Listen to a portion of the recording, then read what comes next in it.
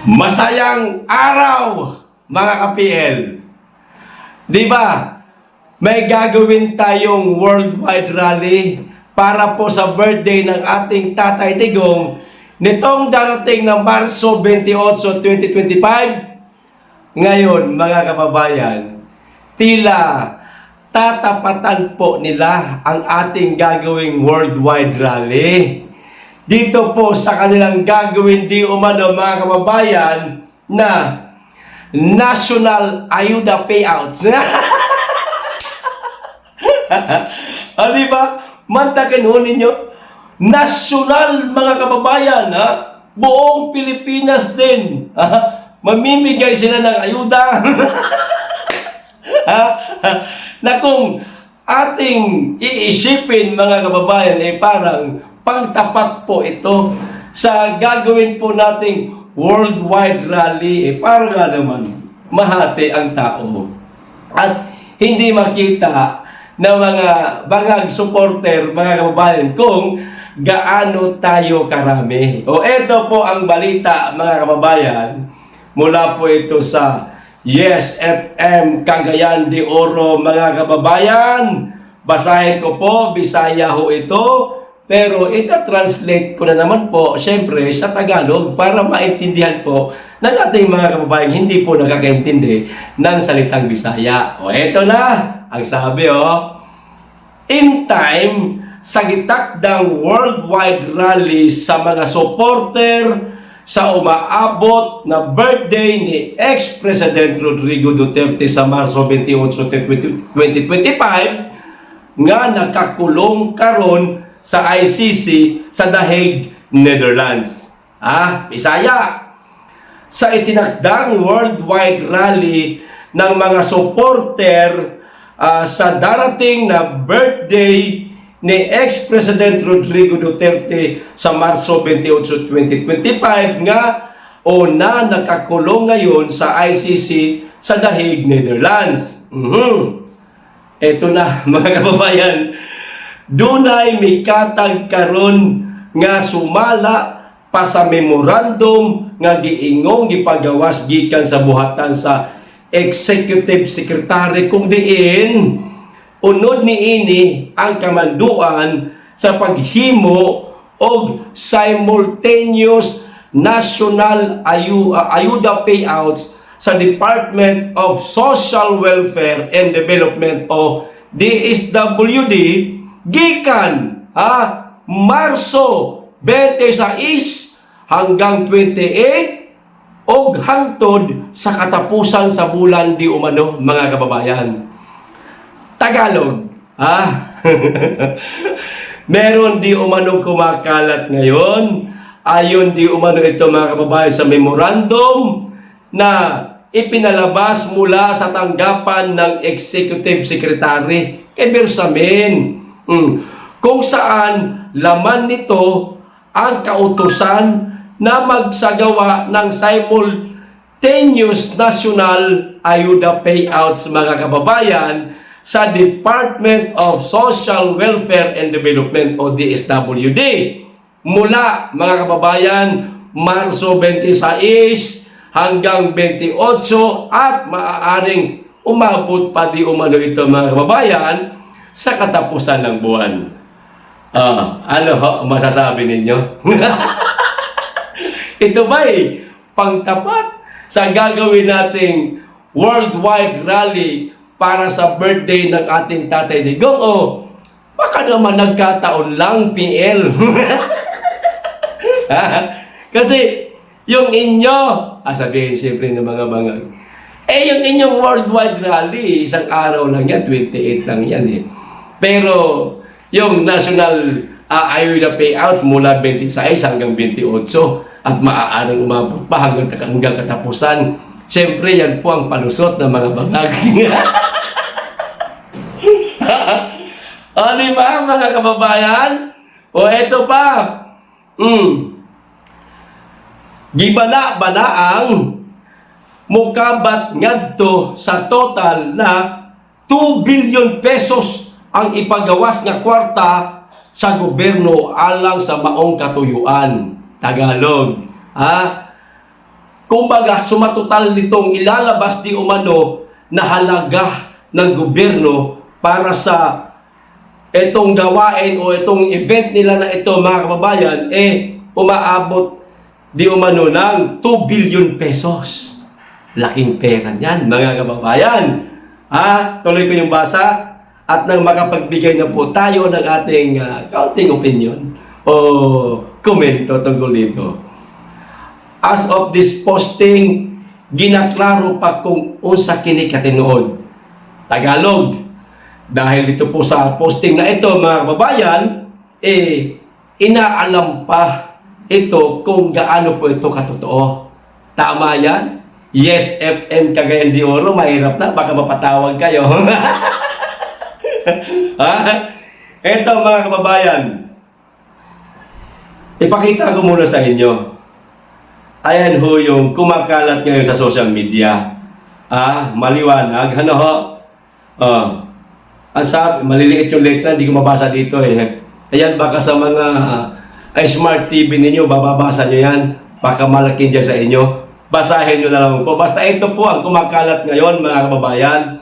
Ngayon, ang opinion ko ho, tungkol dito, kung totoo man ito, mga kababayan, na magsasagawa din sila na parang pangtapat sa worldwide rally nating mga DDS, ito ngang National Ayuda Payouts, mabuti po ito. At nang sa ganon, marami-rami nating mga kababayan ang makakatanggap nitong National Ayuda Payouts di umanong gagawin nila na tinatawag naman ng ating mga kaibigang DDS na pantapat na bugoy-bugoy talaga ng mga DDS na mga kaibigan natin, mga kababayan. Pero tandaan ho ninyo, mga kababayan, sa mga makakatanggap nitong National Ayuda Payouts na gagawin ho nila, pera po natin yan, ha? Okay, nanggaling pa rin po yan sa kaban ng bayan. 2 billion pesos di umano ang ipaluluwal o iluluwal nilang pera para dyan sa National Ayuda Payouts na yan. Pera pa rin po natin yan. Keso revenue man yan ng ating gobyerno o utang man yan mula sa ibang bansa, pera pa rin po natin yan. Kasi yung mga utang na yan, tayo pa rin po ang magbabayad. Tanggapin po ninyo ang ipamimigay nila dito sa kanilang National Ayuda Payouts. Kung magkano man ang ibibigay, tanggapin ho ninyo. Pera po natin yan. Pero pagdating po sa halalan, wag na wag po ninyong kakalimutan, vote straight po tayo, mga kababayan, PDP laban. At siyempre, ang ating party list, ipanaw sambayanan. Ganun lang kasimple, mga kababayan. Nang mawala na po itong ibang politikong nagpapasasa lamang po sa kaban ng bayan. Ganun po, mga kababayan. Palitan na po natin itong mga luma na mga tumatakbo ngayon sa pagkasenador na nasa senatorial lineup ni Ngagba, mga kababayan. Ayos! Ganun lang kasimple. Tanggapin po ninyo. Grasa din yan eh. At tayo din magbabayad yan kung halimbawa inutang man yan. At kung galing man yan mismo sa kaban ng bayan, pera pa rin po natin yan. Sana makatanggap din ako. Pero wag na ho tayong aasa dyan, mga kababayan. Baka makita pa ho tayo doon ng mga pula. Sabihin, "Oy, PL, ba't ka nandito?" Maasar lang tayo doon ng mga pula, mga kababayan. Ngayon, dahil nga kumakalat na ito nga sa social media, ang hinala ng ating mga kababayang DDS, kasama po natin, pantapat lang yan sa birthday ni Tatay Digong para hindi nila makita at hindi masakit sa mata. Higit sa lahat, hindi marindi yung kanilang tenga sa sigawan na dumadagungdong na Duterte, Duterte, Duterte. Yan. Parang nga naman mahati po yung Ha? Ang ating mga kababayan. Pero tingnan lang po natin, mga kababayan, kung sino po talaga ang dudumugin. Dito ba sa worldwide rally na walang ayuda o doon sa merong ayuda? At kung totoo, itong di umano'y national ayuda payouts nila, mag-antabay po tayo mga kababayan. Anong petsa na ba ngayon? Bukas na. Marso 26 na bukas. 25 na ngayon. So, pag-antabay po tayo kung totoo man ito. Kung totoo, sige, puntahan po ninyo. Hingin ninyo yung inyong parte. Tapos sa halalan, huwag niyong kakalimutan, PDP laban at ipanaw sambayanan. Okay! Ngayon, pag-usapan na natin sandali, mga kababayan, etong ipinakalat ho sa balita nitong GMA. Di ba? Na ang sabi, sino ba itong reporter na ito, hindi ko makilala yan, nag-apply di umano ng asylum ang ating dating Pangulong Duterte sa China na agad naman pong binara, no, ng China na wala silang natatanggap na nag-apply ng asylum ang ating dating Pangulong Duterte sa bansa nila. Marami na pong video kumakalat niyan sa social media, mga kababayan. Hindi ko lamang po may papanood sa inyo, lalong-lalo na yung mula po sa GMA at baka copyright strike po tayo o baka ma-strike talaga tayo o lalo na yung sa China. Alam kong napanood na ho ninyo. Dahil po kasi yan dito, mga kababayan, sa nauusong pagdampot o pag-aresto sa mga sinasabi nilang fake news vlogger. Meron na pong hawak ang NBI ngayon, mga kababayan, na arrest warrant yata yun. Andito may picture ayan. Andito pala sa cellphone ko. Ayan. Hawak na po ng NBI. No? Kumbaga, isisilbi na lamang ito, mga kababayan. Kasi nagpapakalat di umano ng fake news itong vlogger na ito. Hindi po inilagay kasi nakatakip naman yung pangalan kasi. Hindi ho natin mabasa yung pangalan. Pero paano naman po NBI, etong GMA, hindi ho ba pagpapakalat din ng fake news ang ginagawa nila? Sinabi nila, yun ho, naka-airy yan, kumakalat ngayon sa social media, na di umano nag-apply ng asylum sa China ang dating Pangulong Duterte, samantalang mariing itinanggi ng China. So, paano yan? GMA ba isasama ninyo sa aarestuhin ninyo? NBI? Nagtatanong lang po ako, ha? Hindi ko po kayo inaatasan at wala po akong karapatan na atasan kayo. Ang tanong, isasama ba ninyo ang GMA o kahit yung reporter na lang mismo na nakikita natin ngayon sa social media nagsasabi na nag-a-apply di umano ng asylum ang dating Pangulong Duterte sa China? Ano, isasama nyo ba o tikumbibig ho kayo? NBI. At kung fake news lang ang pag-uusapan, paano naman po si Pangulong Marcos? Sinabi niya rin noong kasagsagan ng KOJC Seeds na sinabi niyang wala di umanong mga baril ang mga pulis na pumasok sa KOJC. Tapos nakita ko mismo ng aking dalawang mata at meron akong mga video, ginawan ko pa nga ng content pagkatapos ng sabihin niyo, wala namang baril yung mga pulis na pumasok. Wala namang mga ano tawag nito, yung nasakit sa mata, yung usok, tear gas ba yun?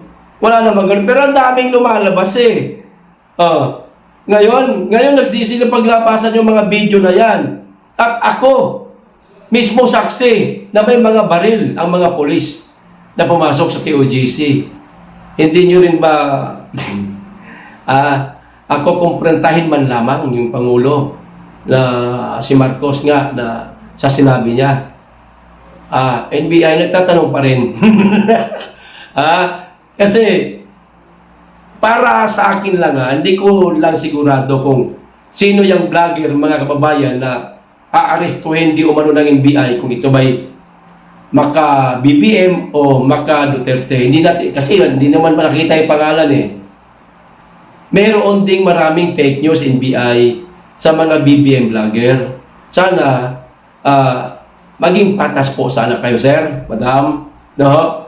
Ako'y nananawagan lamang po. Maging patas po kayo kung nakasilip po kayo sa mga DDS vlogger dahil grabe kung umatake o pumuna sa Administrasyong Marcos. Sana